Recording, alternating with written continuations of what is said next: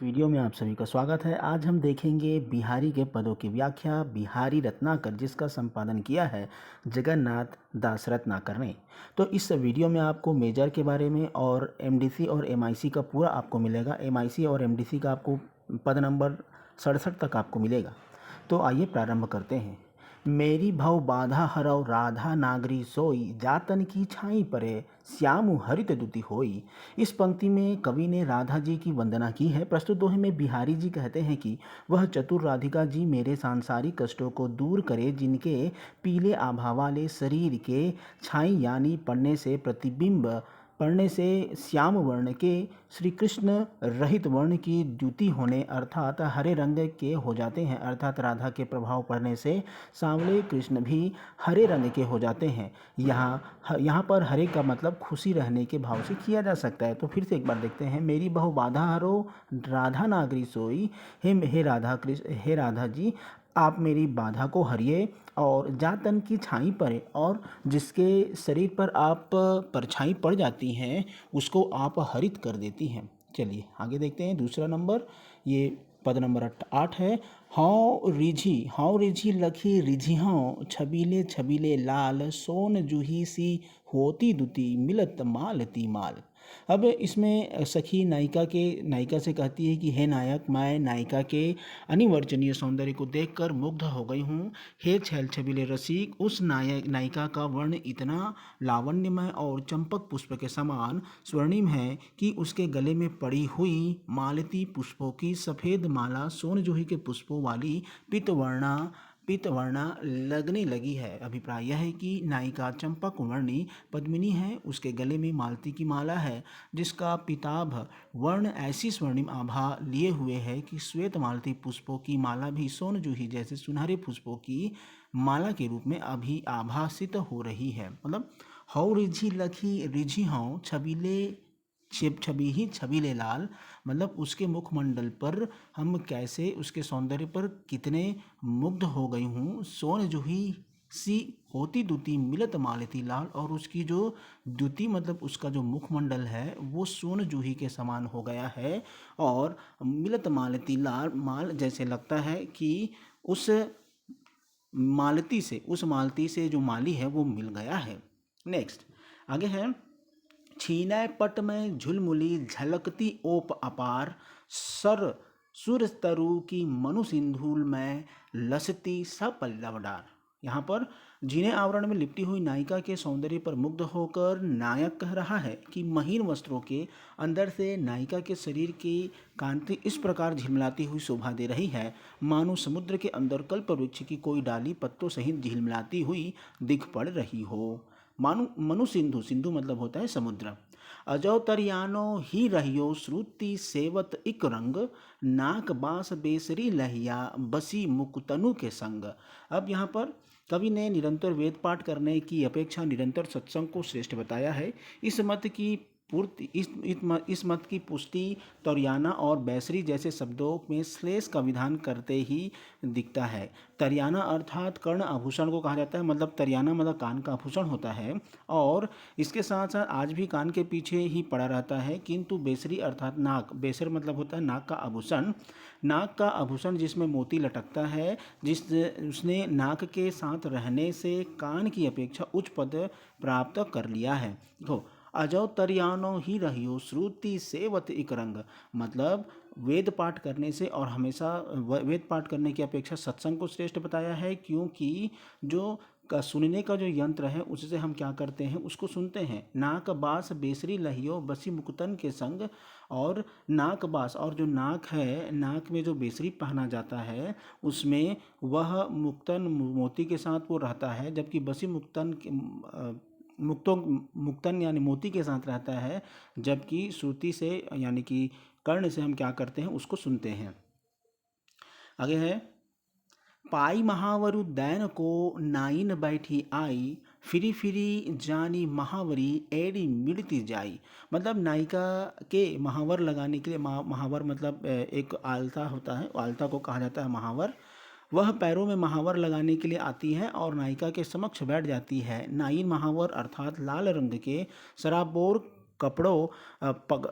कपड़ कहीं रख कर भूल जाती है और भ्रम में नायिका की एड़ी के को ही महावीर समझ बैठती है, क्योंकि नायिका की एड़ी इतनी कोमल और लाल है कि नायिन को भ्रम हो जाता है कि परिणाम स्वरूप वह बार बार नायिका की एड़ी को मिड़ती जाती है। मतलब पाई महावरु दैन को नाइन बैठी आई, मतलब जो एक उसका सेवा करने वाली जो नाइन है वो महावरी अर्थात लाल रंग के सराबोर कपड़ों को पकड़ने के जगह जगह नायिका के पैर को पकड़ लेती है, क्योंकि उसका पैर भी कैसे है, नाइन के समान, मतलब लाल रंग के समान है, बड़ा ही कोमल है। आगे आता है, कहत नट त्रिझत खीझत मिलत खिल जल जियात भरे भवन में करत है नैननु ही सब बात।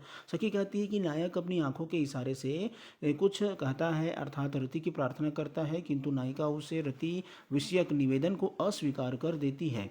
वस्तुतः इसका अस्वीकार का ही वाचन है, तभी तो नायक नायिका के निषेध पर भी रिझ जाता है। जब नायिका देखती है कि नायक इतना कामसक्त और प्रेमासक्त है, उसके निषेध पर भी रिझ रहा है, तो उसे खीज उत्पन्न होती है। ध्यान रहे, नायिका की यह खीज भी बनावटी है। यदि ऐसा न होता तो पुनः दोनों के नेत्र परस्पर कैसे मिलते। दोनों के नेत्रों का मिलना परस्पर रति भाव को बढ़ाता है, फलतः दोनों ही प्रसन्नता से खिल उठते हैं, किंतु लज्जित भी होते हैं। उनके लज्जित होने का कारण यही है कि वे यह सब अर्थात प्रेम विषयक विविध चेष्टाएं भरे भवन में अनेक सामाजिक को के भीड़ में करते हैं। मतलब कहत नट त्रिझत खीझत मिलत खिलत लजियात भरे भवन में करत है नैननु ही सब बात। मतलब एक भरा भवन भरा हुआ है, लोग सब उसमें हैं, और जो नायिका है वो नायक को क्या कर रही है, इशारे से वो क्या कर रहे हैं, कहत नट त्रिझत खीझत, वो इशारा जब होता है नायक के द्वारा नायिका को, तो वो जो है नैनों से क्या कर रहे हैं, बात कर रहे हैं। कभी रिझते हैं, कभी मिलते हैं, कभी लजियाते हैं, इस प्रकार से बताया गया है। आगे है, नहीं पराग नहीं मधुर मधु नहीं विकास ही काल अधिकली हिसो बंध्यो आगे कौन हवाल। नायिका में आसक्त नायक की शिक्षा देते हुए कवि कहता है कि न तो अभी इस कली में पराग आया है, मतलब इसमें इसको शिक्षा देने के लिए बनाया गया था, जय सिंह को शिक्षा देने के लिए बिहारी ने लिखा था, और मतलब उसका नया नया विवाह हुआ था तब की बात है। नायक को शिक्षा देते हुए कहते हैं कि अभी तो इसमें कली नहीं आया, मतलब नायिका में अभी कली नहीं आया है, न ही मधुर मकरंद ही, तथा अभी इसका विकास भी नहीं हुआ है। अरे भौरे, मतलब नायक को भौरा बता रहा है। अरे भौरे, अभी तो यह एक कली मात्र है, तुम अभी से इसके मोह में अंधे बन रहे हो। जब यह कली फूल बनकर पराग तथा मकरंद से युक्त होगी, अर्थात मधु से युक्त होगी, तब उस समय तुम्हारी क्या दशा होगी। अर्थात जब नायिका यौवन संपन्न रसरसता को प्राप्त हो जाएगी, प्रफुल्लित होगी, तब नायक की क्या दशा होगी। मतलब नहीं पराग नहीं मधुर मधु नहीं विकास हुई काल अली कली हिसो बंध्यो आगे कौन हवाल।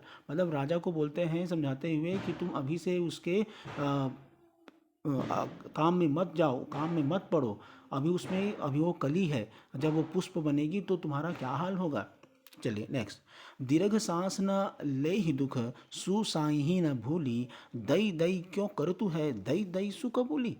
मतलब विपत्तिग्रस्त व्यक्ति को उसका गुरु अथवा मित्र धैर्य प्रदान करते हुए कह रहा है कि इस विपत्ति में हाँ देव देव क्यों करता रहता है। जो कुछ तुझे इस विपत्ति के रूप में ईश्वर ने दिया है उसे भगवत प्रसाद मानकर स्वीकार कर ले। इस प्रकार तू दुख में कभी लंबी सांस मत ले और सुख में ईश्वर को मत भूल। सुख अथवा दुख ईश्वर प्रदत्त है, ऐसा मानकर तू उसे ग्रहण कर ले, तभी तुझे सुख की प्राप्ति होगी। देखिए फिर क्या बोल रहा, दीर्घ सांस न ले हूँ दुख सुसाई ही न भूली। मतलब जब आप दुख प्राप्त होता है तो लंबी लंबी सांस मत लो, आह मत भरो, सुसाई ही न भूली। जब सुख प्राप्त होता है तो उस समय ईश्वर को मत भूलो। दई दई क्यों करतू है दई दई सुख बोली, और तू दे मतलब हा देव क्यों करता है, दुख में हा देव क्यों करता है। इसको दुख इसको तुम क्या करो, स्वीकार करो।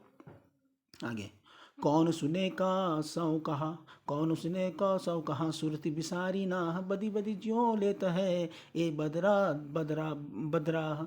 मैं अपनी विपत्ति किसके समक्ष निवेदित करूं, और ऐसा कौन है जो उसे सुन सकेगा। कष्टप्रद अनुभूतियों की चर्चा अपने किसी अंतरंग हितैषी से ही की जा सकती है। मैं यदि किसी ऐसे वैसे के सामने अपनी कष्टप्रद स्थिति का वर्णन करूं तो कोई मेरी ओर ध्यान नहीं देगा।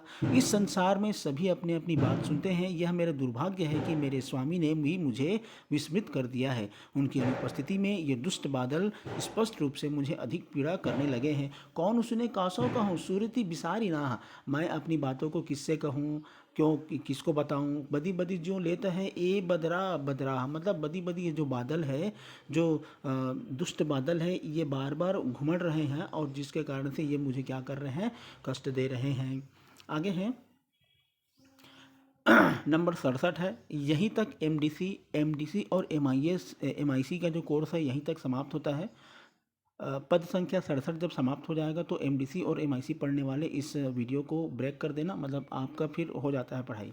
बर जीते सर मैन के ऐसे देखे मैन, हिरनी के नैन तय हरिनी के ऐ नैन, ए हरि ए हे हरि, इस नायिका के नेत्र तो मृगी के नेत्रों से भी सुंदर हैं। इन्होंने कामदेव के बाणों को भी बलात् जीत लिया है। वास्तविकता यह है कि मैंने तो इस प्रकार के नेत्र कभी देखा ही नहीं है। बर जीते सर मैन के ऐसे देखे मैन, बर जीते मतलब इस नायिका के नेत्र ने तो सर को भी, मतलब मृग को भी क्या कर दिया, हरा दिया है। वैसा मैं नेत्र मैंने कभी नहीं देखा है। हरिणी के नैननु तय हरिणी के नैन, और इस पर वास्तविकता यह है कि इस प्रकार के नेतृत्व तो मैंने कभी देखा ही नहीं है। और इसके बाद 69 नंबर से जितना भी आगे जाता है ये मेजर वालों के लिए है। अंग अंग नग जगमगत दीप सिखासी देह, दिया बढ़ाए हूँ रहे बड़े उज्जैरो गेह। दूती नायिका से कह रही है कि देखो, नायिका की देह आभूषणों से जड़ी हुई नगों से दीप शिखा के समान दीपित हो रही है। घर में यदि दीपक बुझा दिया जाता है तब भी उस नायिका के रूप के प्रभाव से चारों ओर प्रकाश बना रहता है। दूती ने यहाँ नायिका के वर्ण सौंदर्य के साथ साथ उसके व्यक्तित्व में उदित होने वाली शोभा, दीप्ति और कांति आदि की अतिशयता को भी व्यक्त किया है। अंग अंग नग जगमत दीप सिखासी देह, दिए बढ़ाए रहे बड़ उज्जरियो गेह। नेक्स्ट 70 नंबर है, छुटी न सूता की झलक झलक्यो जो बुन अंग, दीपति देहूँ दुहुन मिली दीपति ताफता रंग।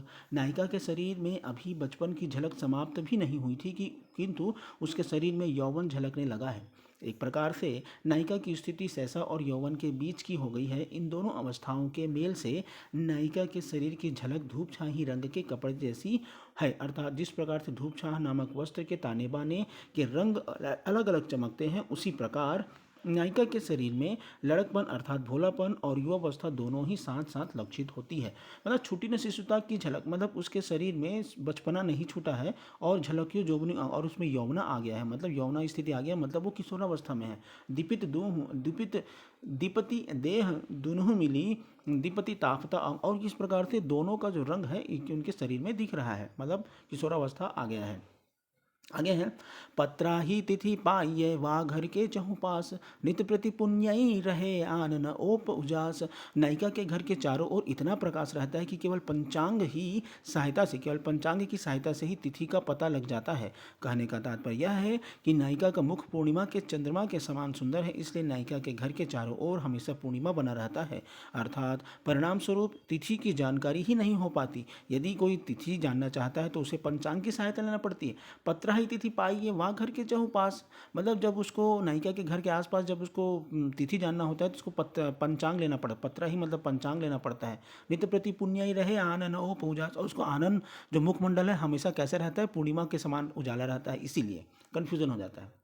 नेक्स्ट 78 नंबर का है, कंजनयनी मंजनु किए बैठी व्योरत बार, कच अंगुरी बिच दीठी दय चितवती नंद कुमार। खंजन पक्षी के समान, कंजनयनी मतलब खंजन पक्षी के समान सुंदर नेत्र वाली नायिका स्नान के पश्चात बैठकर अपने बालों को सुलझा रही है और सुखा भी रही है। बालों को सुखाने और सुलझाने के बीच वह अपने उंगलियों को फंसा देती है और उनके बीच में बड़े कुशलता से अपने प्रिय नायक को भी देख लेती है। स्पष्ट शब्दों में कह सकते हैं कि बाल संवारते और सुखाते समय वे प्रायः मुख पर आ जाते हैं, जिससे देखने की बाधा उत्पन्न होती है। नायिका ने जैसे ही अपने बाल सुखाना शुरू किया वैसे ही वहां नायक आ गया और उसे देखने का लोभ नहीं छोड़ सकी, अतः उसने बड़ी कुशलता से उंगलियों के द्वारा बालों के बीच में झरोखा बना लिया और उसी से नायक को देखने लगे। मतलब कंजनयनी मंजनु किए बैठी व्योरत बार मतलब होता है स्नान करके। कंजनी नयनी मंजनु किए मतलब खंजन पक्षी के समान सुंदर नेत्र वाली नायिका जो है स्नान करके बैठी हुई है और उसके सामने नायक अर्थात नंद कुमार आ गया है और वो कच अंगुरी बीच दीठी दय उस बालों के बीच में से झरोखा बना करके अपने नंद कुमार को क्या कर रही है, देख रही है, झलक पा रही है। कुंज भवनु तजि भवन को चलिए नंद किशोर, फुलती कली गुलाब की चटकाहट चहोर। नायिका रात भर प्रेमी के साथ रही। कुंज भवन में वह रति क्रीड़ा में निमग्न रही। अब प्रातःकाल होने लगा है, फिर भी नायक ने तो उसे छोड़ रहा है, नायक उसे छोड़ रहा है और न स्वयं ही वहाँ जाने का नाम ले रही है। ऐसी स्थिति में नायिका कलियों के चटकने के बहाने से नायक को प्रातःकाल होने का संकेत दे रही है। वह कह रही है कि हे नंद किशोर, अब कुंज भवन को छोड़कर घर की ओर चलना चाहिए। कारण यह है कि गुलाब की कलियां फूल फूल कर चटक कर प्रातःकाल होने की सूचना दे रही है। कुंज भवनु तज भवन को चलिए नंद किशोर, फूलती कली गुलाब की चटकाहट चहोर। ये तो आसानी समझ में आ जाओगे। उसके बाद फिर है 94 नंबर का है, तंत्रीनाद कवित रस सरस राग रतिरंग, अन बूढ़े बूढ़े तरे जे बूढ़े सब अंग। वीणा आदि वाद्यों के स्वर, काव्य आदि ललित कलाओं की रसानुभूति तथा प्रेम के रस में जो व्यक्ति सर्वांगण डूब गए हैं, वे ही इस भावसागर को पार कर सकते हैं, संसार सागर को पार कर सकते हैं। जो इनमें डूबे नहीं सके, वे इस भव सिंधु में ही फंस कर रह जाते हैं, अर्थात संसार का संतरण नहीं कर पाते। कवि का तात्पर्य है कि तंत्रीनाद इत्यादि ऐसे पदार्थ हैं जिनमें बिना पूर्ण प्रीति रीति से प्रविष्ट हुए कोई भी आनंद नहीं प्राप्त करता।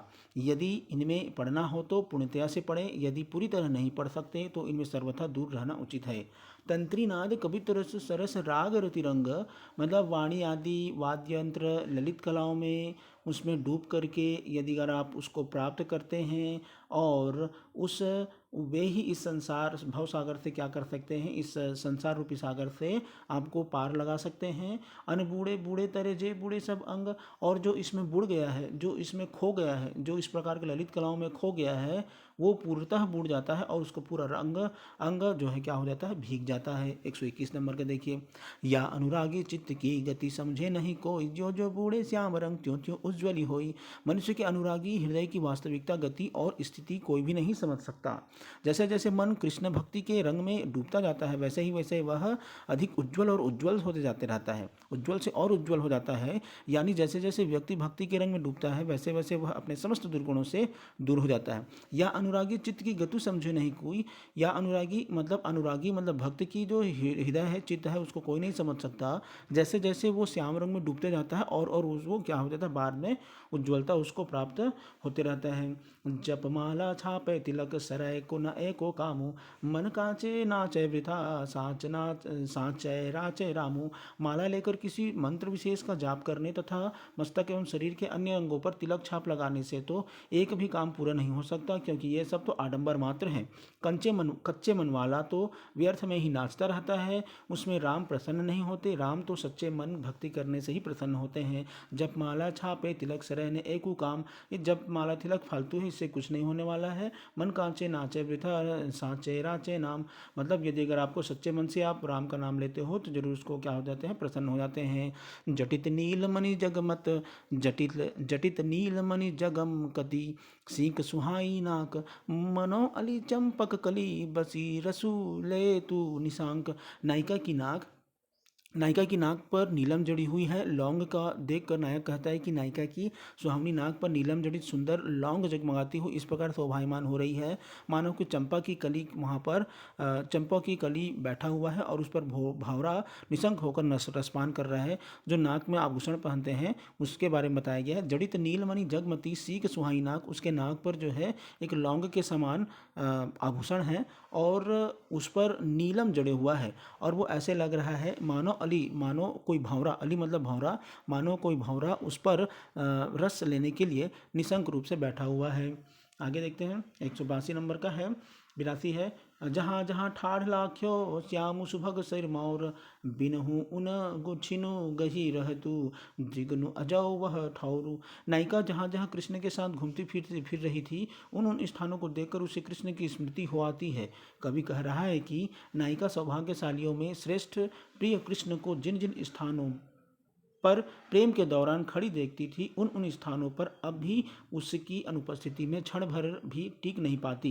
कहने का तात्पर्य है कि वे स्थान अब उसे प्रिय की याद दिला देते हैं, परिणाम स्वरूप उसका मानस विचलित हो जाता है। जहाँ जहाँ ठाड़ लख्यो स्वामु सुभग सिर मौरु, मतलब जहाँ जहाँ उन्होंने कृष्ण के साथ अपने प्रिय के साथ खड़े हुए थे और बातचीत किए थे, बिनहु उन छिन गही गृहतु, और हमेशा वो हर क्षण वो हमेशा याद आता है। द्रिगनु अजो वह ठारू, जब उसको देखती हूँ तो वो जो है मेरे दिमाग में फिर से आ जाता है। जिन दिन देखे वे कुसुम गई सूबीती बहार, अब अली रही गुलाब में अपत कटीली डार। हे भ्रमर, जिन दिनों तूने वे सुंदर तथा सुगंधित पुष्प देखे थे वह बहार बीत गई। अब तो गुलाब में बिन पत्ते की कटंकित डाल रही है। अब इससे दुख छोड़कर सुख की संभावना नहीं है। जिन दिन देखे वे कुसुम गई सुबीती बहार, मतलब जिस दिन से उस कुसुम को देखें तब तक से बहार चली गई है। अब अली रही गुलाब में अपत कटीली डार, अब उस गुलाब में मुझे केवल क्या दिखता है, कटीली डार दिखता है, मतलब कांटे ही दिखते हैं।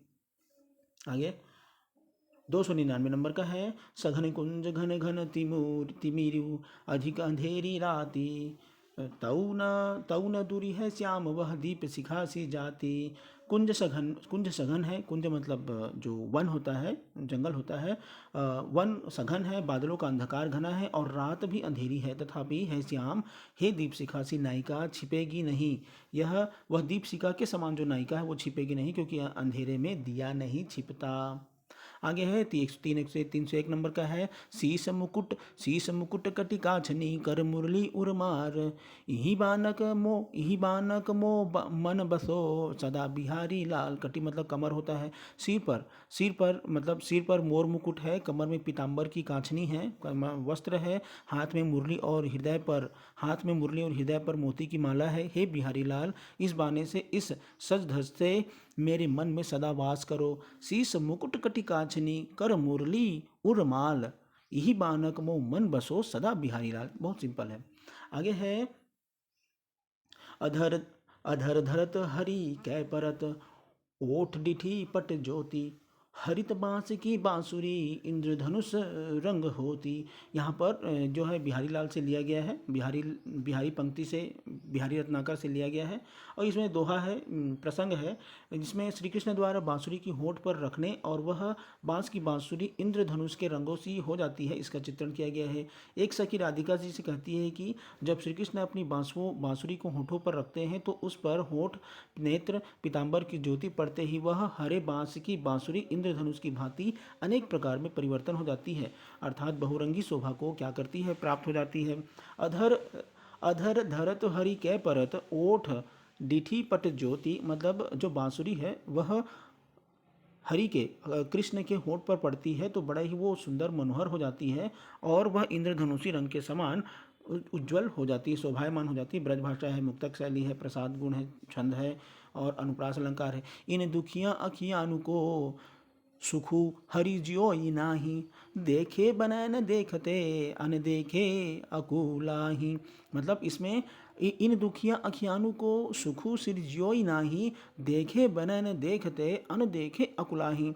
हे सखी, मैं क्या करूं, मेरी इन दुखिया आँखों के लिए सुख बनाया ही नहीं गया है।